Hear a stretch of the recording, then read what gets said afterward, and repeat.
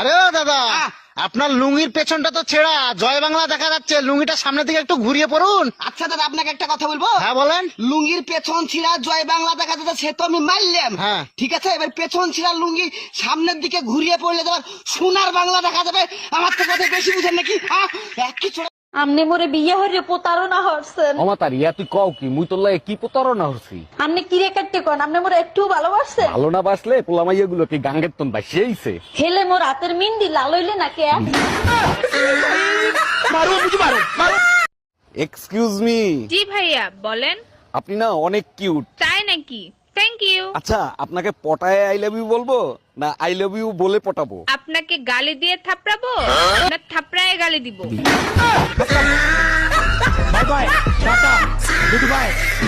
এ স্বামী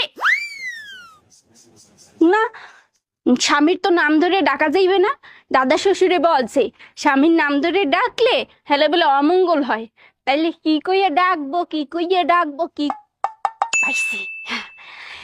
এ কুত্তা খাইয়ে যা। এই শুনছিস, এনে মিষ্টি খা, মিষ্টি খা। কিসের জন্য? আজ আমি বাবা হয়ে গেছি। ও তাই? ছেলে না মেয়ে হয়েছে? মেয়ে হয়েছে। আজ আমি খুব খুশি। 2 বছর পর ঘর যাচ্ছি। কি? হ্যাঁ। আচ্ছা বউ, আমি মরে গেলে তুমি কি করবা? কেন? আমি আমার বোনের সাথে থাকবো। ও, আমি মরে গেলে তুমি কি করবা? কেন আমিও তোমার বোনের সাথে থাকবো? ওগো, আজকে বিরিয়ানি খাবা না খিচুড়ি খাবা? আগে তুমি রান্না করে আসো, খাবার দেখে আমি খাবারের নামটা ঠিক করে দেবো। ঠিক আছে তাহলে। এই কই তুমি? আমি হসপিটালে। তুমি না গেলা ঈদের নামাজ পড়তে? হসপিটালে কি করো? ঈদের নামাজ পড়ে কোলাকুলি করছি, তারপরে চোখ খুলে দেখি হসপিটালে। কার সাথে কোলাকুলি করছিলে? পাশের বাড়ির ভাবির সাথে। তুই এক কাজ কর, আইসিইউতে সিট বুক কর, আমি আসতেছি। Bye bye, tata, good bye. 5 বছরের রিলেশন, তোর মুখের কথাই ছেড়ে দেব? অত গাধা আমি না, ফোন রাখ। টুম্পা, তুমি আমার জন্য অন্যের সাথে লড়াই করতেছো শুনে বুকটা জুড়িয়ে গেল। ভালো যখন তোমাকেই বাসি, পুরো দুনিয়ার সাথে লড়াই করব আমি। সত্যি তোমাকে পেয়ে আমি ধন্য। তা কার সাথে এত লড়াই করতেছো? কার সাথে আবার? তোমার বোর সাথে। তাই টুম্পা ভাবি তোমারে খুঁজতেছে কেন? লাউডে দিয়ে কথা বলো তো শুনি।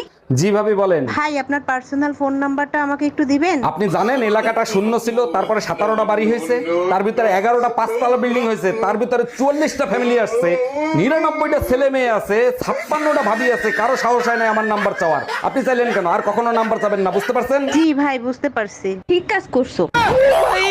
স্যার, আমি একটা ব্যাংক অ্যাকাউন্ট খুলবো, আমাকে একটা ব্যাংক অ্যাকাউন্ট খুলে দেন। ভোটার আইডি কার্ড আর জন্ম নিবন্ধন দেন, এক্ষুনি অ্যাকাউন্ট খুলে দিচ্ছি। স্যার, ভোটার আইডি কার্ড তো আছে কিন্তু জন্ম নিবন্ধন তো নাই। জন্ম নিবন্ধন ছাড়া অ্যাকাউন্ট খোলা যাবে না, যান আগে জন্ম নিবন্ধন করে আসেন। বিশ্বাস করেন স্যার, আমার জন্ম হয়েছে, আর তাও যদি বিশ্বাস না হয় আপনি আমার বাসায় গিয়ে জিজ্ঞেস করেন।